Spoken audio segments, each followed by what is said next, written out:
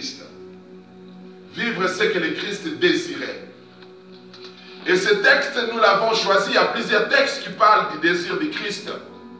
Mais ce texte, j'ai été inspiré sur ce texte parce que c'était le rapport que Jésus-Christ faisait auprès de son Père quand il avait achevé la première partie de sa mission, qui était de préparer les disciples à pérenniser sa mission, à continuer sa mission sur la terre. À la fin de 3 ans de formation de ses disciples, donc quand il parle du fils de la perdition, donc je pense que ce texte de cette prière devait être après, normalement, après sa résurrection.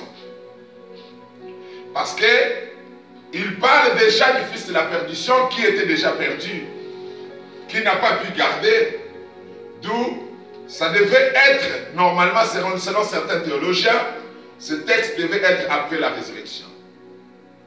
Mais, l'interprétation, comment ça se dispose? La Bible dit que le Christ prie, il fait les rapports et il prie. Il fait les rapports de ce qu'il a déjà fait et il prie pour lui-même et pour les gens qu'il avait préparés. La deuxième partie du rêve du Christ, la première partie c'était la glorification. Nous avons vu ça la semaine passée, le dimanche passé. La deuxième partie du rêve du Christ, c'est la protection. Dis après moi la protection. La protection. Dis plus fort la protection. La protection. Plus fort. La protection. Plus fort. La protection. Amen. C'est la deuxième partie essentielle du rêve du Christ. Le rêve du Christ pour son Église, ce n'était pas seulement la manifestation de la gloire de Dieu à travers ses disciples. Et cette gloire se manifeste d'une manière ou d'une autre, dans notre caractère, dans nos vies, dans la prospérité matérielle, financière, dans l'épanouissement, dans la réussite, dans les accomplissements de certaines missions que Dieu nous donne. Là, c'est la gloire du Christ qui se manifeste. Il y a aussi la gloire invisible du Christ qui se manifeste. Je n'aurai pas le temps d'en parler ici. Mais la volonté de Dieu, ce n'est pas seulement de nous faire prospérer. Je vais vous raconter une petite histoire avant de vous expliquer ce message, l'importance de ce message.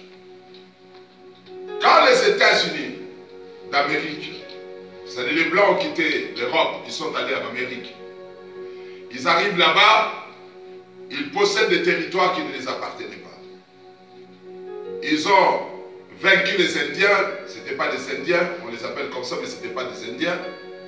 Le peuple qui habitait là-bas, ils les ont vaincus et ils ont possédé leurs terres. Ils ont commencé à prospérer aux États-Unis. Mais ils étaient en désordre. Ils étaient en désordre à telle enseigne que les pouvoirs d'ici, c'est-à-dire les pouvoirs français, anglais, portugais, espagnols, continuaient à aller là-bas pour profiter de leurs efforts. Amen. Dites Amen bien. Amen. Un Amen puissant. Amen. Pour profiter de leurs espoirs. C'est-à-dire qu'ils prospéraient, mais d'autres puissances bien organisées venaient profiter de leurs efforts. C'est-à-dire, ce que je veux dire par là, c'est que tu peux prospérer, tu peux aller de l'avant, tu peux réussir, mais cela n'est pas suffisant. La prospérité seulement, l'élévation seulement, la gloire, la puissance, l'onction, le miracle qui s'opère dans ta vie, des guérisons que tu peux opérer, des grandes choses que tu peux réaliser, des visions, des révélations que tu peux recevoir, ne sont pas suffisants étant donné que tu n'es pas protégé. Amen. Dites Amen bien. Amen. La prospérité n'existe que dans la protection. protection, il n'y a pas de prospérité. Quand on n'est pas protégé, on va travailler dur, mais on ne va pas conserver le produit de son travail. Quelqu'un qui n'est pas protégé ne peut pas prospérer. Il peut être intelligent pour produire des richesses. Il peut être intelligent pour réaliser de grandes choses. Mais ce qui compte, ce n'est pas seulement la réalisation des grandes choses, ni la capacité de produire des richesses, mais plutôt la capacité de les conserver. Et la conservation n'existe que dans la protection. Là où il n'y a aucune protection, il n'y a aucune possibilité de conservation. Et là où il n'y a pas de conservation, il n'y a pas de continuité. Il n'y a pas de prospérité, il n'y a pas d'avancement. Pour avancer, il faut nécessairement qu'il y ait la protection.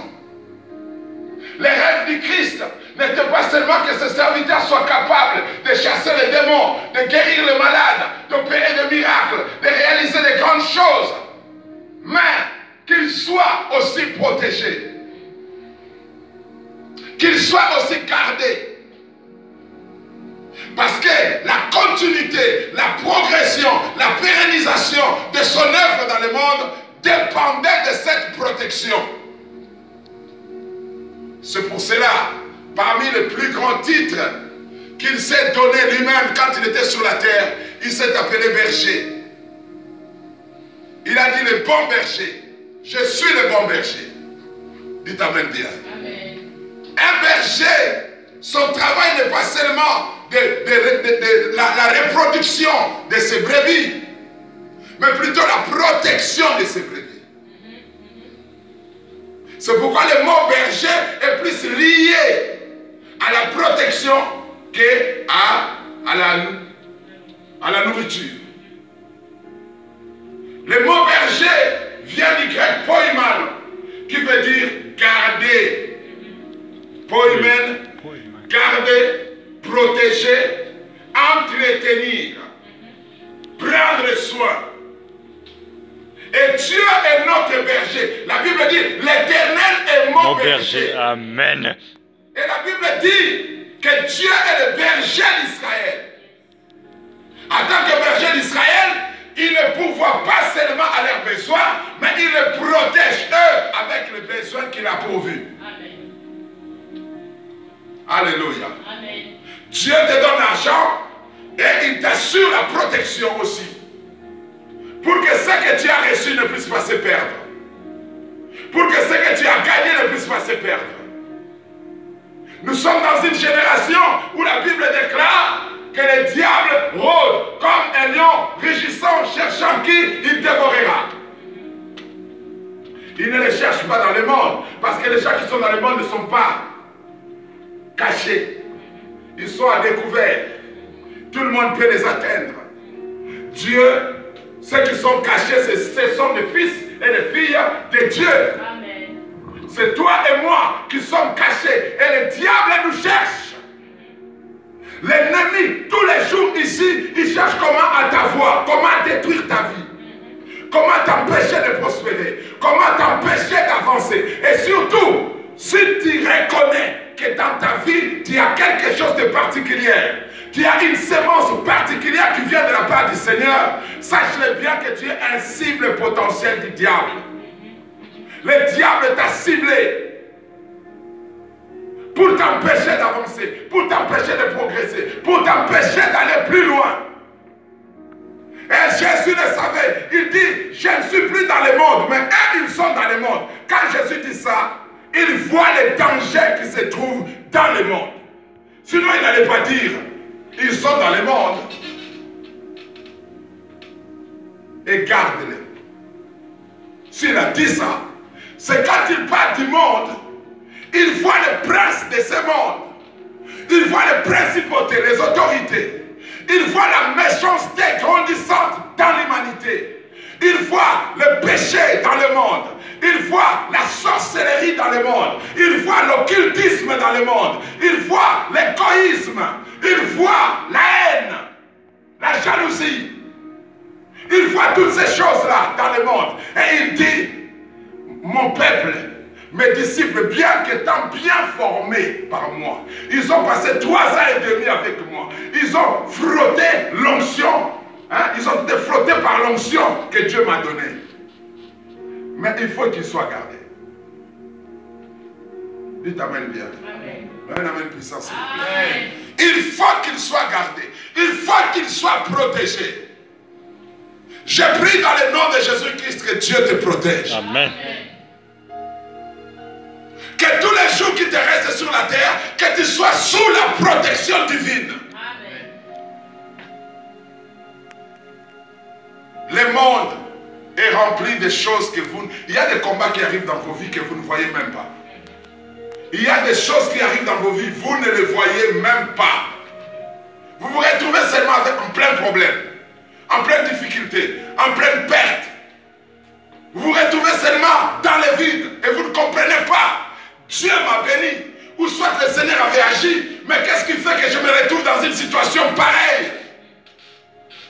Parce que, quelque part, il y avait quelque chose qui avait manqué. Alléluia. Amen. Les rêves du Christ, ce qu'il a dit à son Père, garde-les. Quand Dieu te garde, il te garde à 3 dimensions.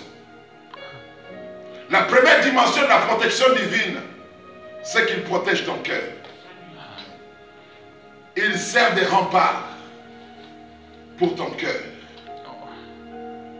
Parce que la Bible nous dit d'abord, ça c'est Salomon qui avait dit, garde ton cœur plus que toute autre chose, car c'est de lui que viennent toutes les sources de la vie. Garde ton cœur. Et la Bible nous dit encore de garder la parole. Et la parole entre où? Dans les cœurs. Et si je dois garder la parole en moi, c'est qu'il y a possibilité que quelqu'un puisse venir voler la parole. La Bible dit que certaines personnes reçoivent la parole, mais l'ennemi vient. Il vient voler la sémence dans leur cœur. Quand on appelle le diable le voleur, même c'est parce qu'il est capable de venir voler les choses dans vos vies. Il est capable de venir prendre ce qui est à vous. Ce que vous avez reçu de Dieu, ce que le Seigneur a implanté dans vos cœurs, l'ennemi est capable de venir le voler. La première dimension de la protection dans ta vie, c'est ton cœur. Celui qui réussit à être protégé sur le plan spirituel, c'est-à-dire dans son cœur, c'est toute sa vie qui est protégée. Alléluia. Amen. Un cœur mal protégé fait toute une vie mal protégée. Un cœur exposé fait toute une vie exposée. Il faut que le cœur soit protégé. Le rêve du Christ, c'est ça. Que les hommes que j'ai laissés sur la terre, qui ont ma mission, qui sont destinés à aller plus loin dans ce monde, ils vont propager l'évangile partout, qu'ils soient protégés. Que Dieu les protège. Alléluia. Que Dieu les protège. Vivre les rêves du Christ, c'est vivre la protection divine. C'est vivre la couverture de la présence de Dieu sur toi. C'est vivre sous la houlette et le bâton du berger. C'est vivre sous les ailes du grand aigle. Comme la Bible déclare, celui qui habite sous l'abri du Très-Haut repose à l'ombre du Tout-Puissant. Amen. Il dit de l'Éternel, mon refuge et ma haute retraite. L'Éternel protège d'abord ton cœur. Ce qui l'intéresse, plus que toute autre chose, c'est la protection de ton cœur. Et deuxièmement, ce que vous devez comprendre encore, c'est que l'égarement du cœur crée l'égarement, comme je viens de le dire tout à l'heure, de tout ton être. La Bible déclare qu'ils se sont égarés dans leurs pensées et leur cœur sans intelligence a été plongé dans les ténèbres. Alléluia. C'est vrai que Dieu garde ton cœur, mais il y a nécessité d'une collaboration avec Dieu pour que cette protection te soit garantie. Si tu ne négocies pas bien avec Dieu, vous ne verrez aucun verset de la Bible qui vous explique que Dieu vous protège seulement comme ça. Tous les versets de la Bible qui parlent de la protection divine sont liés à certaines conditions. Un jour, quand nous étions là-bas de l'autre côté, sur rue Notre-Dame du Sommeil, j'avais expliqué quelque chose sur les divers degrés de protection divine. Il y a ce que nous appelons, suivez-moi très bien, la protection souveraine. Amen. La protection souveraine, c'est que Dieu te protège depuis que tu es né, jusqu'au jour où tu as reçu Jésus-Christ. Ça, c'est la protection souveraine. Dans cette protection-là, Dieu te protège en fonction des choses qu'il va réaliser avec toi plus tard. J'avais dit ça ici, que Dieu ne commence pas avec nous les jours de notre conversion.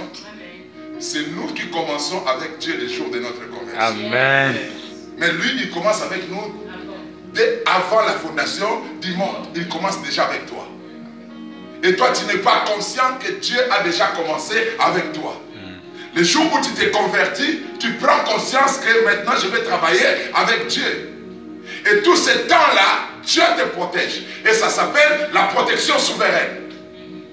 Parce que ça ne dépend pas de toi, ça ne dépend pas de ta foi, ni de ta consécration, ni de ta sanctification, ni de tes prières.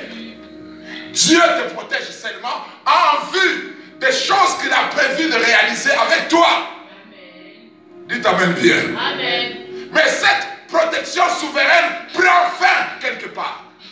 Ça ne continue pas. Les jours où tu reçois Jésus-Christ dans ta vie comme ton Seigneur et ton Sauveur, la protection souveraine s'arrête. Parce que là, tu as pris conscience de ta mission, de ce que tu vas faire avec Dieu. En ce moment-là, tu rentres maintenant dans la phase de la protection par la foi, qui est une deuxième phase de la protection. Je crois que Dieu me protège. Amen. Dites Amen bien. Amen. Je sais que Dieu me garde. Même si j'ai des erreurs, j'ai des défauts liés au fait que je suis encore bébé spirituel. Dieu te protège par la foi. Amen. Dites Amen bien. Amen. Alléluia. Amen. Parce que quand tu commences tes premiers pas avec le Seigneur, tu n'es pas encore assez mature, tu ne comprends pas toutes choses très bien. Tu peux faire beaucoup d'erreurs, il peut arriver que tu tombes, il peut arriver que tu puisses t'égarer un peu, il peut arriver que tu te fatigues de suivre le Seigneur. En ce stade-là, tu bénéficies de la protection par la foi. Et à ce stade, il y a aussi le danger. Parce qu'étant donné que tu es un peu faible, il peut arriver que par cette faiblesse-là, l'ennemi entre et fasse quelque chose contre toi. Alléluia. Dites Amen bien. Amen. Et puis nous avons la protection par la connaissance. La protection par la connaissance, c'est que Dieu n'envoie pas nécessairement ses anges pour te protéger. Il y aura un accident dehors. Et toi, tu veux sortir maintenant. Le Seigneur met dans ton cœur de ne pas sortir. On se comprend très bien. Ça dit, si tu sors, bien que Dieu t'avait interdit de sortir, tu auras ce problème-là sans protection de Dieu. Ça ne veut pas dire que Dieu n'est pas avec toi. Il est avec toi, mais il y a des stades de la spiritualité où Dieu ne te protège plus par sa souveraineté, ni par la foi, mais par la connaissance. Amen. Et quand je parle de la protection par la connaissance, c'est la protection par ton obéissance. Amen. Par ta capacité de te soumettre à lui. Yes. Un méchant se pointe sur ton chemin, Dieu te fait discerner que c'est un méchant. Si tu ne veux pas écouter la voix de Dieu, tu vas te retrouver dans une situation compliquée et quelque chose sera détruit dans ta vie et ça ne sera pas la faute de Dieu. Amen. Tu ne diras pas que Dieu ne m'a pas protégé. Dites Amen bien. Amen. Non, un Amen puissant, s'il vous plaît. Ça, c'est une protection pour les gens qui sont matures, qui ont atteint la maturité. Si vous allez, quand nous grandissons, vous allez voir que quand vous étiez enfant, on vous protégeait à la maison. Et vous ne comprenez même pas pourquoi est-ce qu'on vous protège. Et vous allez toucher la télé, ne touche pas. Et tu vas aller toucher les réchauds, et ne touche pas les réchauds. Et donc on t'interdit presque tout, tu n'es presque pas libre de faire ce que tu veux. Mais c'est la protection souveraine des parents sur toi. Ils prévoient hein, les dangers. Ils mettent des fois des garde-fous pour t'empêcher de ne pas faire n'importe quoi. Ça, c'est la protection. Et ton lit est bien barricadé et tout ça, tu es à l'intérieur comme dans une prison. Mais c'est une protection. Alléluia. Excusez-moi.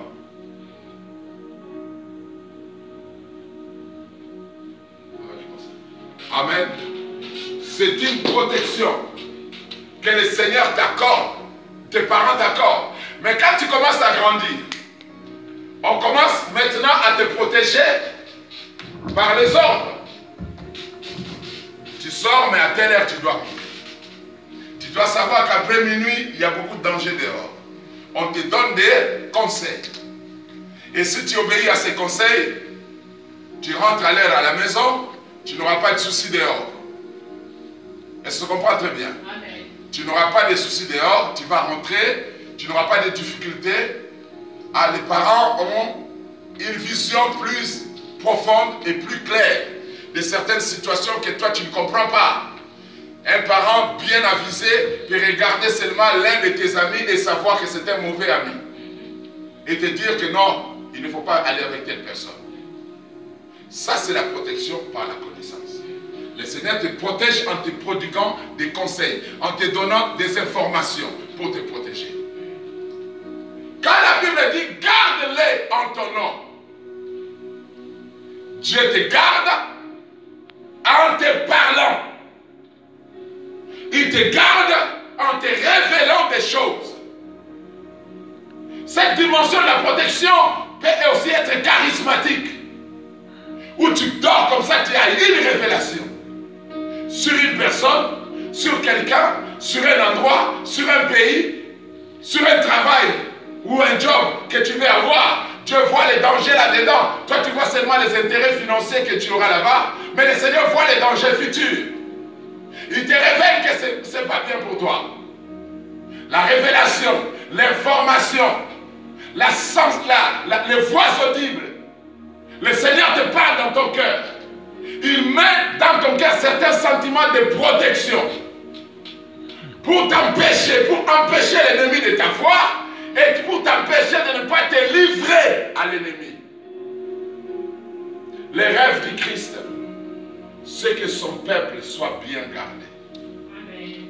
Dites Amen bien. Amen. Gardez pour leur destinée. Gardez pour leur mission sur la terre.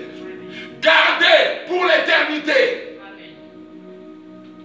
Qu'ils ne soient pas affectés. Là, je parlais de la protection que Dieu t'accorde en protégeant ton cœur. Et il te protège aussi contre les mauvaises personnes. Dieu te protège aussi contre les mauvaises personnes. La Bible dit, heureux l'homme qui ne marche pas selon le conseil des méchants, qui ne s'arrête pas sur la voie des pécheurs, qui ne s'assied pas accompagné de moqueurs, mais qui trouve son plaisir dans la loi de l'Éternel et qui la médite nuit et jour. C'est-à-dire, si quelqu'un médite la parole de Dieu nuit et jour, et il est amoureux de la loi de Dieu, il ne va pas marcher accompagné des pécheurs. Il ne va pas s'asseoir en compagnie des moqueurs. Si ton plaisir est dans la parole, tu seras épargné de mauvaises personnes. Dites Amen bien. Amen. Mais si tu ne trouves pas le plaisir dans la parole, quand je parle de la parole, je ne parle pas seulement de la Bible, mais je parle de tout. Être passionné pour sa mission, être passionné pour sa vocation, être passionné pour les choses pour lesquelles le Seigneur t'a créé vraiment. Être passionné pour les objectifs que le Seigneur a fixés devant toi. Il est difficile de se retrouver en mauvaise compagnie si on a les regards fixés sur les objectifs éternels. Amen. Sur les buts divins. Amen. Parce que quand la passion de ton cœur ne devient que le Christ, que sa parole, que la vision de Dieu sur ta vie, ta mission, bien-aimé, tu n'auras pas à souffrir de te débarrasser des mauvaises personnes. Amen. Amen. Quelqu'un me comprend? Amen. Tu ne fonctionneras plus dans les sentiments. Tu ne laisseras plus tes émotions te dominer. Parce que ça peut mettre à mal la révélation que tu as reçue de Dieu. Amen. Alléluia. Amen. Dites Amen bien. Amen. Retournez seulement dans la vie de Christ. Vous allez voir à quelle dimension il était passionné pour sa mission. Jusqu'au niveau de dire à ses parents adoptifs, qui étaient considérés comme sa vraie famille, ne faut-il pas que je m'occupe des affaires de mon père? Un jour il dit même, qui est mon père? Qui est ma mère? Qui sont mes soeurs? Est-ce que quelqu'un me comprend? Amen. Dites Amen bien. Amen. J'ai appris de mon père spirituel que les sentiments voient les yeux du prophète et l'empêchent de voir comme Dieu. Et je lui donne toujours raison. Votre cœur protégé, vous gagnez dans toutes les batailles. Amen. Vous réussissez partout où vous irez, vous allez réussir. Amen. Si votre cœur est protégé, si votre vie est protégée par la main de Dieu. Mais vous devez collaborer pour cette protection-là. En vous abandonnant entre les mains du Seigneur. Si les disciples de Jésus-Christ se décidaient de ne plus suivre Jésus, de ne plus le servir, ils allaient se retrouver dans des situations aussi compliquées. Peut-être qu'on n'allait pas voir cet évangile aujourd'hui. Les rêves du Christ, c'est que tu sois bien protégé. Si tu es obéissant, tu crains Dieu, tu fais sa volonté, la protection est garantie. Amen. La Bible déclare, l'ange de l'Éternel campe autour de ceux qui les craignent et les arrache du danger. Amen. Alléluia. Amen. Et si je me retrouve en plein danger sans secours, c'est que quelque part je n'avais pas craint Dieu. Quelque part j'étais désobéissant. Vous savez, le jour où Job est allé voir Dieu pour parler avec lui sur... Pardon, le diable est allé voir Dieu pour parler sur Job. Dieu lui a dit, d'où viens-tu? Le diable dit quoi? Je viens de parcourir la terre. Regardez la planète Terre dans son ensemble. Il vient de parcourir la terre. Et puis Dieu lui dit, as-tu vu mon serviteur Job? Alléluia. Amen. Et puis le diable dit, oui, je l'ai vu. C'est-à-dire quelqu'un qui a parcouru toute la terre et il a vu Job. C'est comme le diable parcourt le monde entier et il te voit. Le diable n'est pas omniprésent. Il n'est pas partout à la fois pour voir tout le monde. Non. S'il a vu Job, c'est qu'il s'est intéressé à lui. Amen. Il y a des moments Amen. où vous devez savoir que le diable s'intéresse vraiment à votre vie. Pas pour vous faire peur, mais vous devez être conscient de ça. La prise de conscience de sa mission et de sa vocation donne automatiquement la prise de conscience des intérêts du diable sur toi. Tu comprends que le diable te cherche. Le diable l'a cherché. Et Dieu lui dit, as-tu vu mon serviteur Job? Et il dit ceci, si tu ne l'avais pas protégé, lui et ses biens. Alléluia. C'est-à-dire, non seulement il s'est intéressé à lui, mais il a testé de toucher Job. Et il a vu qu'il y avait une protection. Yes. Dites Amen bien. Amen. Un Amen propre. Amen. Il a vu qu'il y avait une protection. Et là, Job n'était même pas conscient que le diable est quelque part là en train de me regarder, en train de chercher à me toucher, en train de chercher à me faire du mal. Il n'était même pas conscient de ça. Mais Dieu combattait pour lui sans qu'il ne le sache. Je prie que Dieu combat pour toi. Amen. Même dans des combats dont tu n'es pas conscient. Amen. Qu'il combat à ta faveur. Amen. Qu'il repousse tes ennemis. Amen. Même quand tu dors. Même quand tu n'es pas conscient. Même quand tu ne le vois pas. Même quand tu ne sens aucun combat. Que Dieu repousse tes adversaires. Alléluia. Amen. Et le diable est allé devant Dieu. Et Dieu lui dit, as-tu vu mon serviteur Job? Il dit quoi? As-tu vu mon serviteur Job? Est-ce que tu as vu comment est-ce qu'il m'aime? il n'y a personne. C'est-à-dire que Dieu est en train d'expliquer à Job pourquoi est-ce que tu n'as pas pu l'atteindre. Parce qu'il y a une alliance entre moi et lui. Il me craint, c'est mon serviteur. Donc tu ne pourras jamais le toucher. Il y a toujours besoin de l'implication de ton obéissance, de ta crainte de Dieu dans le domaine de la protection divine. Amen. Alléluia. Amen. Les gens pensent, je suis contre beaucoup de choses qui se disent dans des églises et tout ça. Oh, la prière est une puissante protection. La prière n'est pas une puissante protection. La prière ne protège personne. Vous comprenez très bien. La prière ne protège personne. Tu peux beau prier aujourd'hui, tu sors ici, le diable te mange. La prière ne protège personne, n'est protégé par la prière. Nous sommes protégés bibliquement par Dieu à travers notre soumission à sa volonté. La Bible nous dit ceci: si tu obéis à la voix de l'Éternel ton Dieu, en mettant en pratique tout ce que je te prescris aujourd'hui, voici les bénédictions qui seront ton partage. Et parmi ces bénédictions, la Bible dit: je te donnerai la victoire sur tes ennemis qui sortiront contre toi par un seul chemin et qui seront dispersés par 7 chemins. Amen. Mais ça provient de quoi? De l'obéissance, de la soumission.